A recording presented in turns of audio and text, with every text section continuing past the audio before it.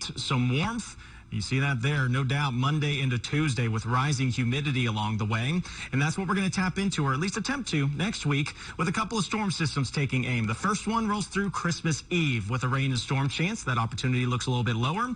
And then it looks like Christmas Day itself will be left alone for the most part before another storm system takes us to the end of next week. So we'll walk you through these two storm systems and, more importantly, a Pacific cold front that may be our saving grace for Christmas Day. That's coming up.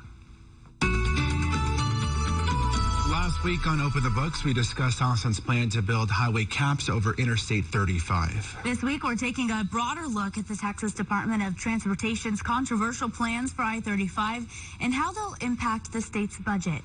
Jeremy Portnoy from OpenTheBooks.com joins us now. Good morning, Jeremy. Good morning, Farah and John Carlos. It's good to see you. Good to see you, too. Jeremy, can we break down the dollar cost of this I-35 expansion?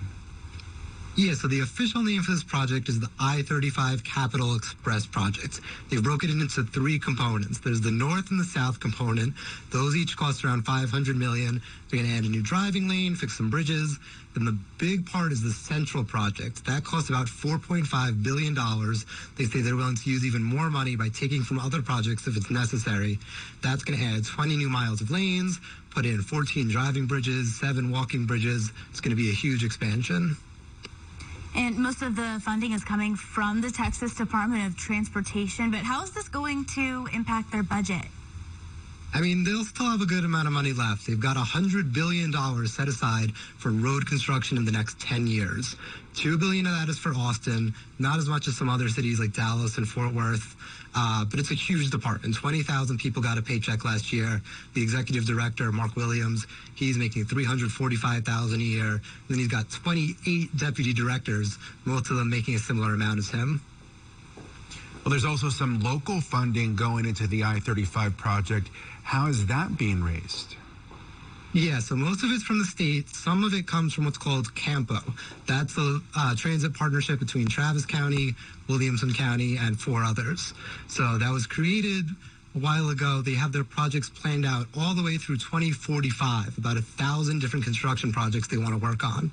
But a lot of their funding, actually, it comes from state and federal grants. So when they have to chip in for projects like the I-35 expansion, in a way they're almost just giving the money back to the state that they already received. So that tax burden is spread throughout Texas. It's not just coming from Austin.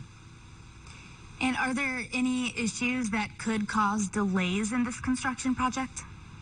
Well, one thing we're watching is their plan to build an intersection by Riverside Drive that's going to connect to Austin's light rail line that they're trying to build.